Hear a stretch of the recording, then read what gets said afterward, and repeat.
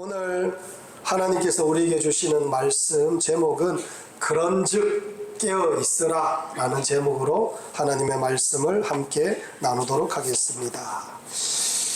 어떤 아이가 이제 학교를 가는데 어머니가 아침에 일찍 뉴스를 들었는가 봅니다. 그래서 비가 온다는 소식을 듣고 오늘 일기예보에서 비가 오니까 우산을 가지고 가거라 라고 어머니가 그 학교 가는 아이에게 그렇게 일러주었습니다. 그런데 남자아이라서 우산 들고 다니기가 싫습니다. 그래서 대충 듣고 그냥 학교에 갔는데 진짜 이제 학교를 다 마치고 돌아올 때쯤 되니까 장대비가 쏟아지는 겁니다. 그래서 가지도 못하고 오지도 못하고 그러고 있을 때 어떡하나 그러다가 옆에 있는 친구가 한 명 뛰자라고 하니까 함께 두두둑 뛰어왔는데 홀딱 젖어서 왔는 그런 일들이 있습니다.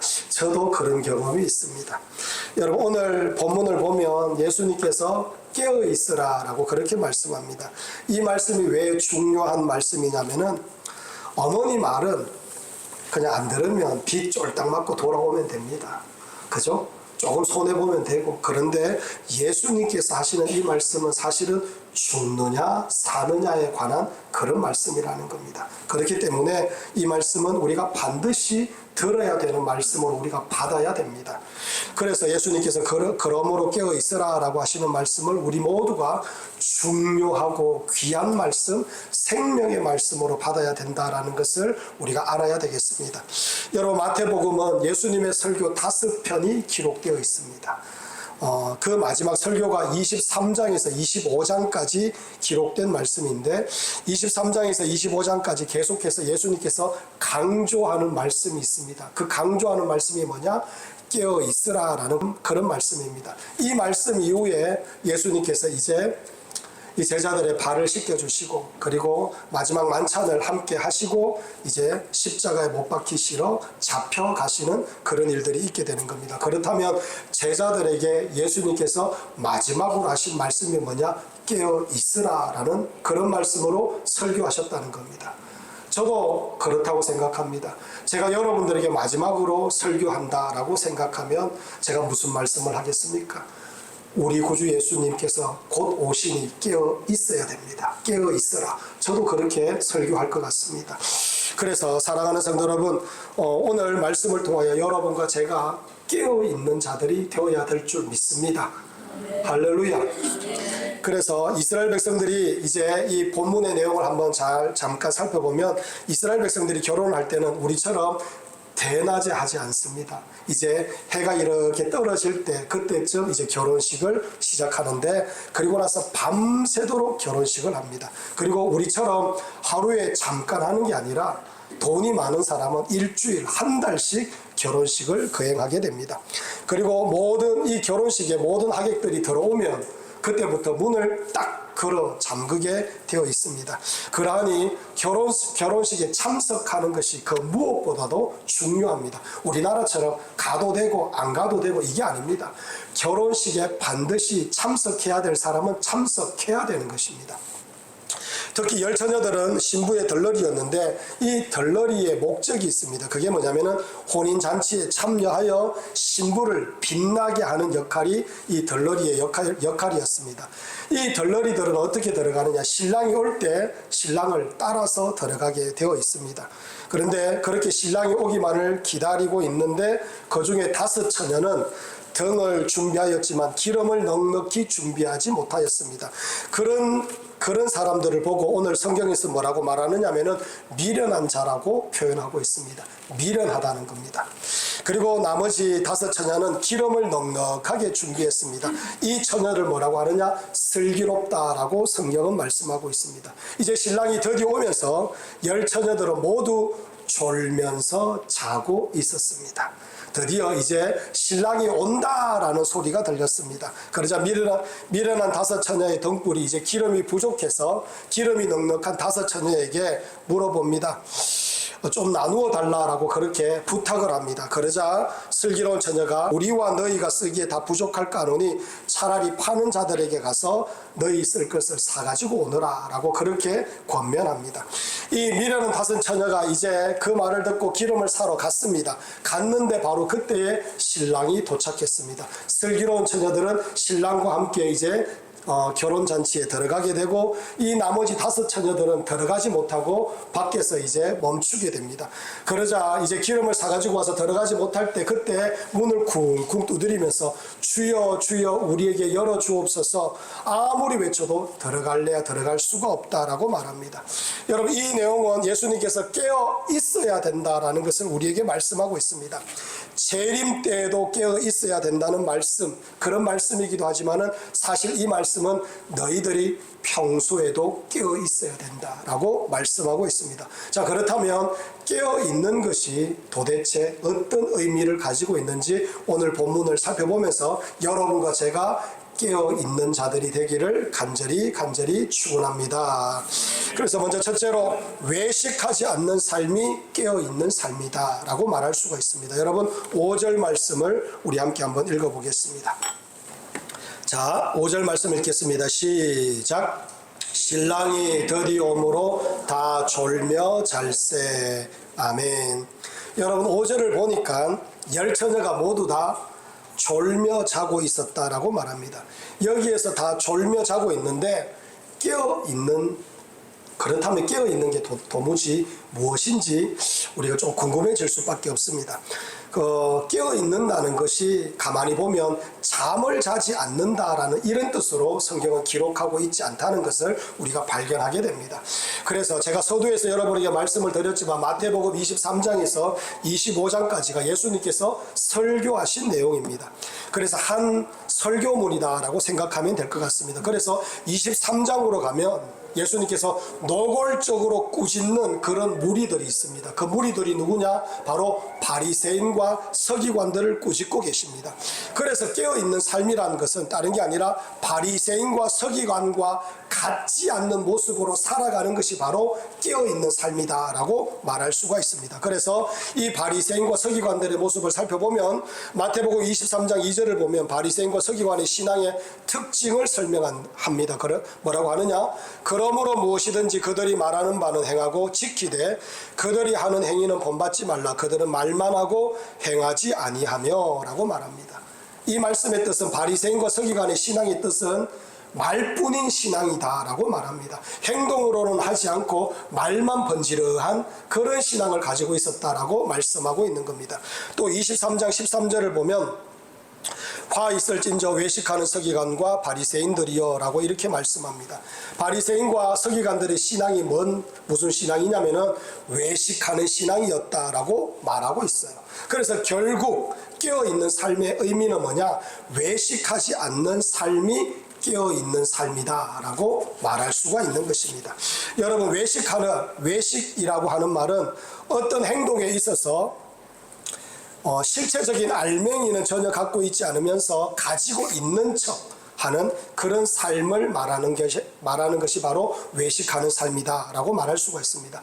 이들의 삶의 핵심은 자신의 존재감을 그리고 자기의 실력과 능력보다 더 나아 보이도록 하기 위하여 쇼를 하는 그런 모습들이 참 많습니다. 여러분 우리 큰빛대명교회 표가 하나님께 전심으로 사람에게 진심으로 라는 그런 표를 가지고 있습니다. 바리새인은 완전히 반대입니다. 하나님에 대한 전심도 없고 사람에게 대한 그런 진심도 없는 그런 사람들입니다. 그런데 사람들 앞에서 어떻게 하느냐? 내가 신앙이 좋은 척하는 그런 모습을 가지고 살아가는 사람이 바로 바리새인과 서기관의 모습입니다. 그들의 행동은 하나님께 집중되어져 있지 않고 사람들 앞에서 자기 얼굴을 드러내거나 자기의 능력을 과시하는 것이 그들의 주된 목표였습니다. 한마디로 이 바리새인과 서기관의 신앙은 그냥 쇼 그 자체였다라는 것을 하나님께서 우리에게 말씀하고 있어요. 삶 자체가 다른 사람을 의식하는 모습으로 나아가고 있는 겁니다. 배우처럼 연기하는 삶을 살고 있다는 겁니다. 여러분 그래서 예수님께서 이 바리새인과 서기관들을 보면서 뭐라고 하셨느냐면은 독사의 자식들아 라고 그렇게 말씀하셨습니다. 왜 그런 욕을 하셨느냐면은 바리새인들은 신앙으로 자신의 우월감을 드러내기 위하여 많은 사람들 앞에서 잘난 체하고 있는 체하고 그리고 잘 믿는 척하는 모습으로 일관했기 때문이다 라고 말할 수가 있습니다. 여러분, 저는 그런 말을 들은 적이 있습니다. 우리 집안이 몇 대를 믿었는데, 이런 말 하는 분을 들은 적이 있습니다. 우리 집안은 순교자의 피가 흐른다, 이런 말을 들은 적이 있습니다. 우리 집안에 목회자가 몇 명이나 났는데, 이런 말을 들은 적이 있습니다. 여러분, 몇 대를 믿고 순교자의 피가 흐르고 그리고 목회자가 아무리 많이 난다 해도 지금 그 사람이 하나님 앞에 예배를 잘 드리고 하나님 앞에 순종하고 하나님을 의지하는 삶을 살아야 되는데, 그런 삶을 살지를 못하면서 그러한 것들로 자기의 신앙과 자기의 능력을 드러내는 모습을 가지고 있는 사람들이 얼마나 많은지 모릅니다. 예배도 제대로 드리지 않으면서 내 가정이 그리고 내가 뭐 어떻게 믿었니, 이런 것들을 가지고 뭐 드러내고 있는 모습들이 너무나 많다는 겁니다. 사랑하는 성도 여러분, 여러분과 제가 어디에 가서 내가 뭐 했네, 내가 이렇니 저렇니 그러면서 신앙으로 다른 사람을 찍어 누르려고 하는 그런 모습은 우리가 하지 말아야 됩니다. 그게 뭐냐? 바로 바리새인이다 라고 우리 주님께서 말씀하고 있습니다. 우리는 여러분 어떤 자들입니까? 있는 그대로 우리 구주 예수님 앞에 올라오는 사람입니다. 우리는 쇼하는 사람이 아니라 있는 그대로 예수 그리스도 앞에 올라와서 주님 앞에 예배드리고 주님을 기뻐하고 주님을 소망하는 자들이 바로 여러분과 저의 모습이라는 겁니다. 여러분, 없으면 없는 대로, 안 되면 안 되는 대로, 망가지면 망가진 대로 주님 앞에 올라와서 예배하는 자들이 예수 믿는 자들의 모습입니다. 그대로 올라온다는 겁니다. 이게 바로 우리들의 모습이 되어야 된다는 것을 하나님께서 우리에게 말씀합니다. 여러분, 오늘날 교회에 큰 아픔이 하나 있어요. 그게 뭐냐면 찍어 누르는 바리새인도 문제지만은 괜찮은 척하는 그런 사람들도 참 많습니다. 있는 모습 그대로 올라오지 못합니다. 교회에서 말이 많기 때문에, 교회에서 서로를 사랑하고 용납하지 못하는 모습들이 너무 많기 때문에 마치 무엇인가가 잘못되면 내가 신앙이 없어서 그런 꼴을 당한다라는 식으로 매도되기 때문에 회개해야 되고 통곡해야 되고 하나님 앞에 엎드려야 되고 하나님 앞에 몸부림쳐야 되는데, 안 그런 척 하면서 신앙생활하는 모습들이 너무 많습니다. 내 마음은 아프고 내 마음은 고통스럽고 내 마음은 억울하고 내 마음은 힘들어서 주님 앞에 부르짖고 싶은데, 혹시나 내가 그렇게 하면 다른 사람들이 저 사람이 또 뭐 잘못되었는가 하면서 함부로 말할까봐 의식하면서 그것을 자제하는 모습들이 너무나 많습니다. 여러분, 교회는 그런 곳이 아닙니다. 모두 다 아픈 사람들이 올라오는 겁니다. 여러분 중에서 안 아픈 사람 어디 있습니까? 전부 다 사람들은 다 아픈 데가 있어요. 어려운 데가 있어요. 눈물 나는 곳이 있다는 겁니다. 그걸 가지고 주님 앞에 올라와서 주님 앞에 엎드리며 주님의 은혜를 구하는 사람이, 하나님 앞에 은혜를 구하는 사람이 예수를 바라보면서 예배드리고 그로부터 은혜를 받고 힘을 얻는 곳이 바로 교회라는 것을 우리 주님께서 말씀하고 있는 것입니다. 할렐루야. 여러분, 다른 사람이 아파하고 힘들어하면 함께 아파하고 함께 울 수 있는 그런 교회가 되어야 되는 것입니다. 교회는 여러분 절망하면서 올라와서 예배를 마친 후에 소망을 가지고 돌아가는 곳입니다. 여러분과 제가 쇼하지 않는 그런 하나님의 백성들이 되길 원합니다. 여러분, 우리 교회가 사랑이 넉넉하길 원합니다. 누구든지 올라와서 눈물 흘리며 기도하면 그 영혼을 위해서 기도하는 그런 교회가 되길 원합니다. 자, 와카노, 혹시 뭔 일이 있는 거 아니가? 뭐가 잘못된 거 아니가? 지난번에 그런 말 하는데 아이고 그 일이 터졌구나. 여러분, 그런 교회가 되면 안 되는 겁니다. 그 영혼을 품고 하나님 앞에 기도하며 함께 아파하고 함께 울 수 있는 그런 교회가 바로 우리 컨빗되는 교회가 되어야 될 줄 믿습니다. 제가 집에 가면 아이들 앞에서 목회자로 있지 않고 아빠로 있습니다. 아빠로. 쇼하지 않는다는 겁니다. 여러분, 아이들 앞에서 제가 눈곱 떼면서 밥 먹을 때도 참 많습니다. 금방 일어나서 억지로 막 애들 앞에서 뭐 런닝구 바람으로 밥 먹고 그렇습니다. 여러분, 때로는 우리 하경이하고 같이 춤도 춥니다. 우리 하은이 하영이하고 장난도 치고 그렇습니다. 제가 만약에 목회자라고 해가지고 너 기도했어? 너 오늘 성경 봤니? 몇 장 읽었어? 너 오늘 하나님 앞에 그렇게 말씀대로 왜 하지 않았어? 이러면서 내가 막 충고하기 시작하면 제 옆에 아이들이 다 없이 막 도망가 버릴 겁니다. 우리 아빠하고 같이 있기 싫어. 그런 생각이 들 겁니다. 여러분, 우리의 신앙생활은 예수님 앞에 있는 모습 그대로 올라오는 겁니다. 그냥 말만 번지르하고 괜찮은 척, 거룩한 척, 믿음 있는 척, 그리고 결정적으로 예수님을 억수로 사랑하는 척, 척척하는 것이 아니라 주님 앞에 있는 모습 그대로 올라오는 겁니다. 믿어지지 않으면 믿어지지 않는 모습 그대로 올라오는 거예요. 불평 많으면 불평 많은 모습으로 올라오는 겁니다. 그거 가지고 주님 앞에 예배드리고, 그거 가지고 주님 앞에 엎드리고, 그거 가지고 주님을 의지하며 나가는 겁니다. 그러다 보면 주님께서 약속하시고 말씀해 주시고 은혜 주셔서 우리가 변화되고 달라지고, 그런 게 바로 예수 믿는 것 아니겠습니까? 우리가 쇼하는 게 아니라 주님 앞에 믿음으로 올라와서 주님을 바라보며 나아가는 것, 그게 우리가 마지막 때 우리가 해야 되는 우리들의 삶의 모습이 되어야 된다는 것을 우리 주님께서 말씀하고 있는 겁니다. 할렐루야. 여러분, 실수해도 괜찮습니다. 때로는 실패해도 괜찮습니다. 안 그런 척 하는 것이 제일 위험합니다. 안 그런 척 하는 사람이 어느 날 갑자기 교회 떠납니다. 정말 그렇습니다. 아프면 아프다고 울고, 힘들면 힘들다고 울고, 그런 사람들이 끝까지 교회에서 하나님 앞에 매달리며 결국에는 승리하는 겁니다. 저는 이 마지막 때 여러분과 제가 그런 믿음과 그런 모습으로 하나님 앞에 나아가는 하나님의 백성들이 되기를 간절히 축원합니다. 둘째로, 말씀을 듣고 행하는 자가 깨어있는 삶입니다. 여러분, 7절에서 9절까지 우리 함께 한번 읽어보겠습니다. 7절에서 9절까지 읽겠습니다. 시작. 이에 그 처녀들이 다 일어나 등을 준비할세 미련한 자들이 슬기 있는 자들에게 이르되 우리 등불이 꺼져가니 너희 기름을 좀 나눠달라 하거늘 슬기 있는 자들이 대답하여 이르되 우리와 너희가 쓰기에 다 부족할까 하노니 차라리 파는 자들에게 가서 너희 쓸 것을 사라 하니. 아멘. 여러분, 슬기로운 처녀와 미련한 처녀들을 가만히 살펴보면 슬기로운 처녀들은 기준이 있습니다. 기준이 있어요.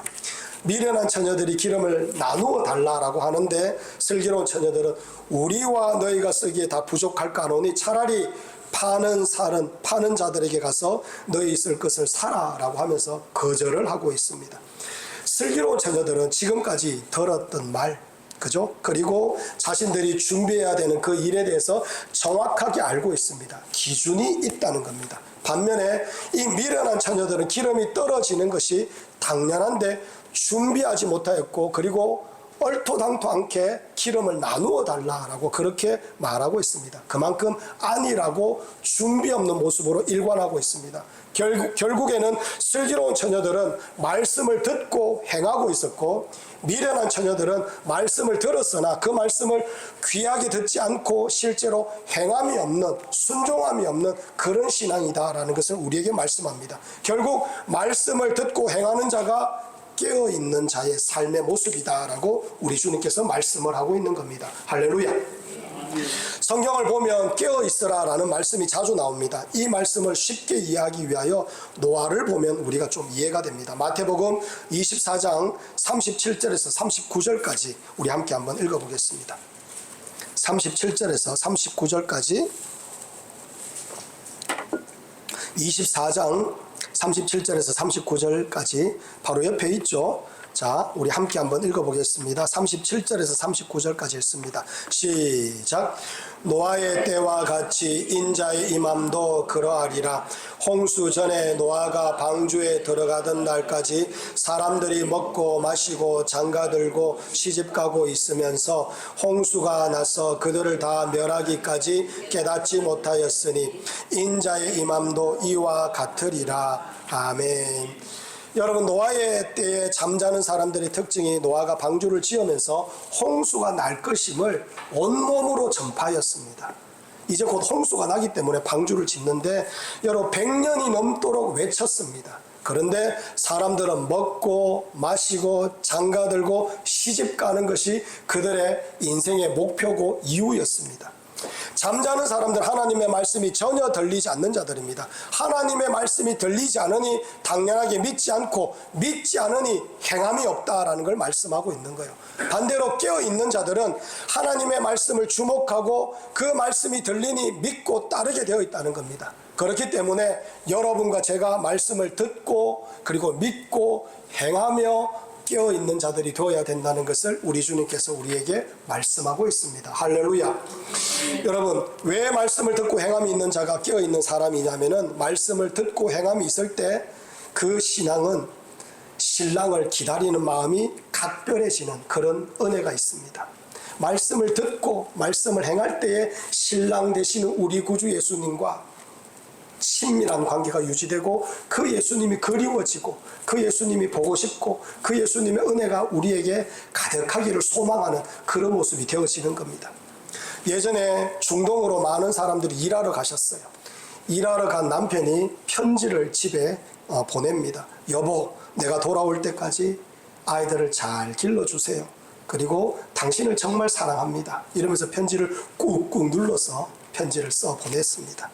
경상도 남자가 무뚝뚝하게 이 보낸 편지를 부인은 날마다 그 편지 들여다봅니다. 그러면서 편지 한번 보고 자식들 한번 보고 편지 한번 보고 자식 보면서 자식을 알토란같이 잘 길러냅니다. 이 부인은 아이들을 기르면서 열심히 살기도 하지만은 신랑이 오기를 얼마나 사모하며 기다리겠습니까? 그죠? 그런데 반면에 남편이 편지를 보냈는데 편지는 보는 둥 마는 둥 하고 춤바람 난 부인이 있습니다. 그 시대 여러분, 중동으로 남편 보내놓고 춤바람 난 사람들이 얼마나 많은지 모릅니다. 그래서 아이들을 기르는 건 뒷전이고 방탕한 생활을 하기 시작합니다. 남편의 편지를 건성으로 읽으니 남편의 마음이 무엇인지도 모르고 남편이 얼마나 수고하는지도 알 턱이 없습니다. 당연히 남편을 기다리는 마음도 없습니다. 그러다가 이제 남편이 온다라는 소식을 듣게 됩니다. 열심히 자식을 길러내면서 남편만을 기다린 그 부인은 남편이 온다는 소식이 세상에서 제일 좋은 소식입니다.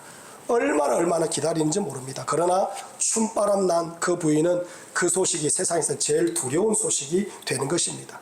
사랑하는 성도 여러분, 그렇기 때문에 우리는 듣고 행해야 됩니다. 이게 바로 우리들의 인생입니다. 우리에게 주어진 일들을 잘 감당하고 하나님 말씀에 순종하며 믿음으로 살아가면 오늘 우리 구주 예수님께서 온다는 소식이 우리에게 제일 기쁨의 소식이 되는 겁니다.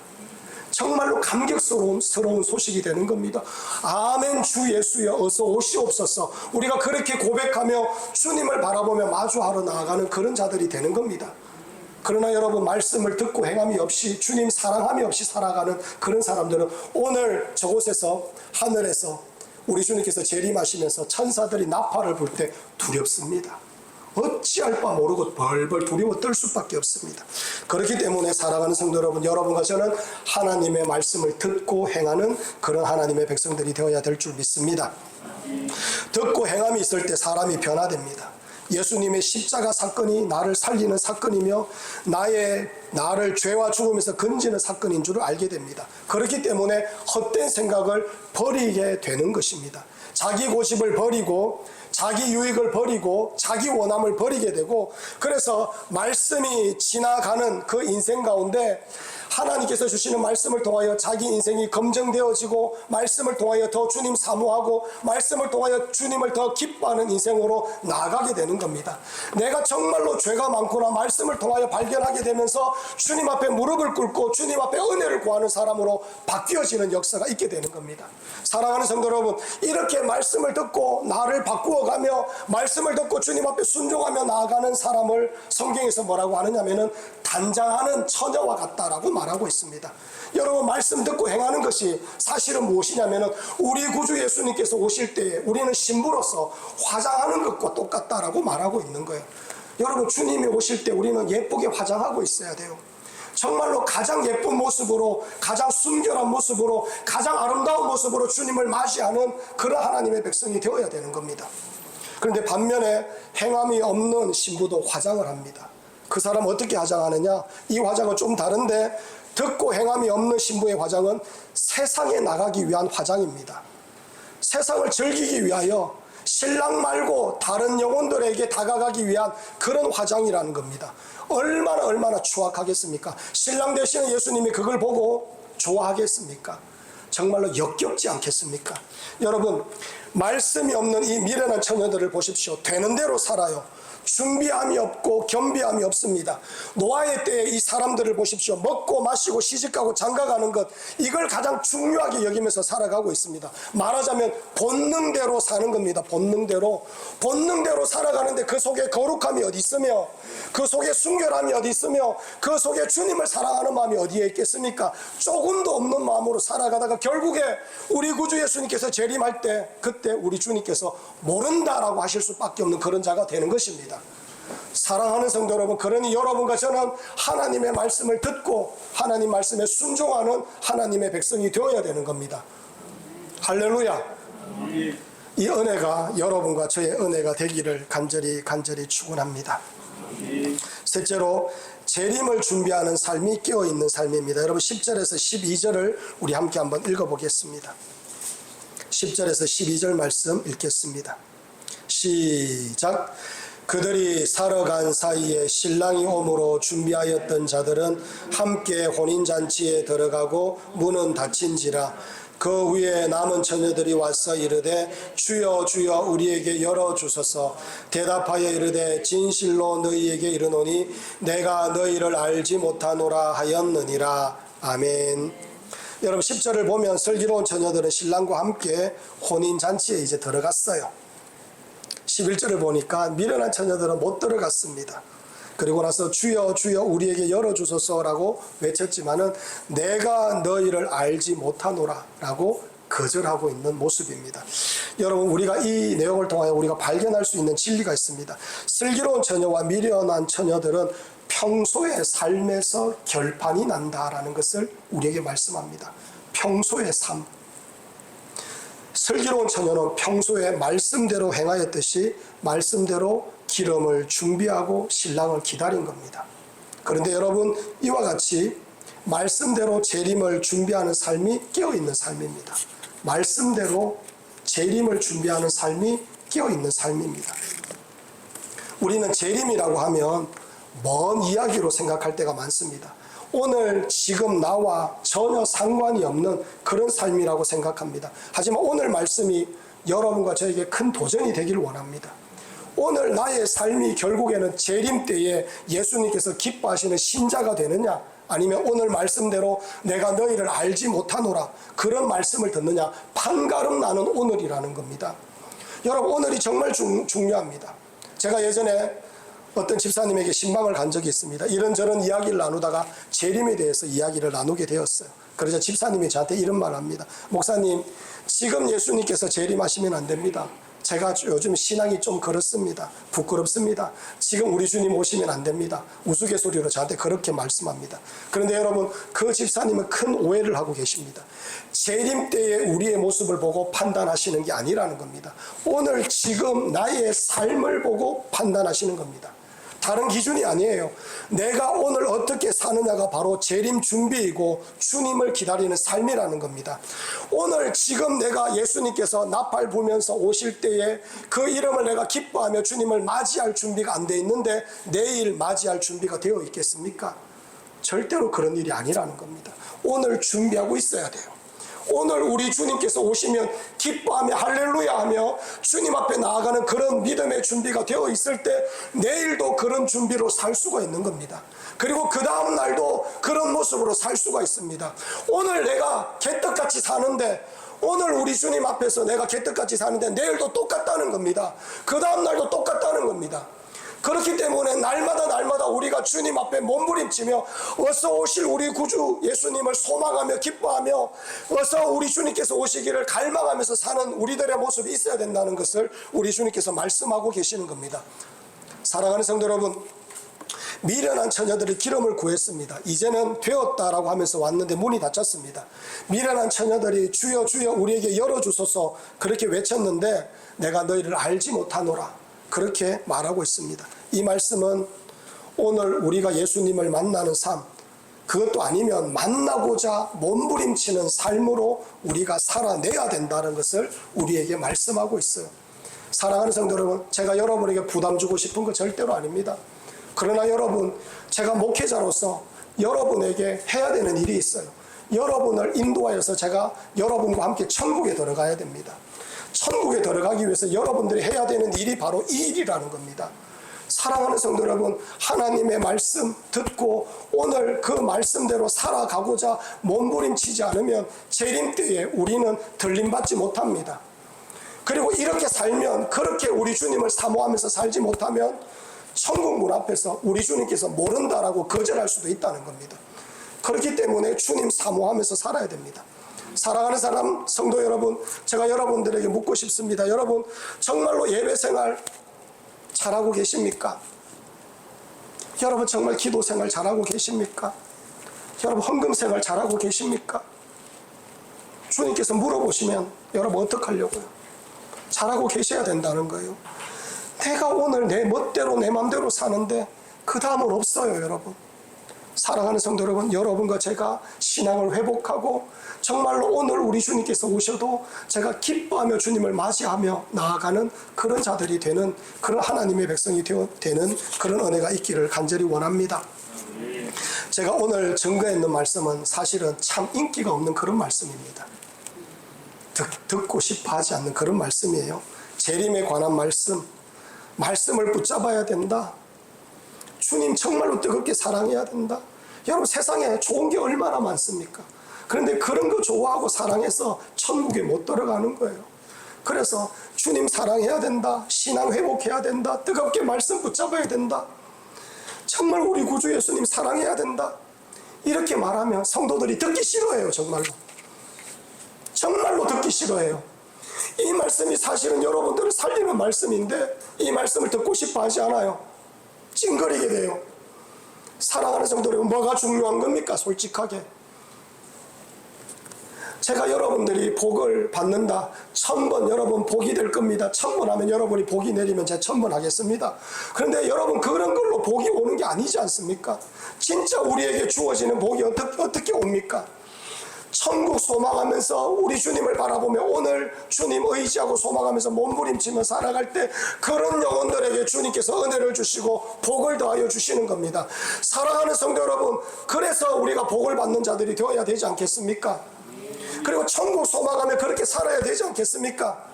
목회자로서 제가 그렇게 말씀을 드리는 이유가 바로 거기에 있습니다. 여러분 복 받아야죠. 특별히 천국 복 받아야죠. 그 천국 복을 받기 위해서 이런 말씀을 들으면서 여러분 마음에 심겨두고 살아야 됩니다. 정말로 오늘 내가 주님 앞에 거룩한 신부로서 살아가는 그런 믿음의 백성이 되어야 되는 것입니다. 사랑하는 성도 여러분, 오늘날 많은 사람들이 그냥 살아가요. 정말로 미련한 처녀들처럼 그냥 살아가요. 말씀 들으나 안 들으나 상관없고, 기도 하나 안 하나 상관없고, 교회 예배 출석하나 안 하나 상관없습니다. 조금도 구애감이 없고 조금도 그것 가지고 자책하지 않습니다. 그거 가지고 회개하는 사람은 더더욱 없습니다. 천국 못 갑니다. 여러분 정말로 천국 못 갑니다. 우리 주님과 상관없이 사는데 어떻게 천국 갑니까? 여러분 상관 있도록 살아야 돼요. 사랑하는 성도 여러분, 간절한 마음으로 제가 여러분에게 외칩니다. 여러분과 저는 천국 들어가야 됩니다. 영원한 하나님 나라에 들어가서 우리 모두 다 영원토록 하나님을 기뻐하고 하나님을 찬양하는 사람이 되어야 됩니다. 이 은혜가 여러분과 저의 은혜가 되기를 간절히 축원합니다.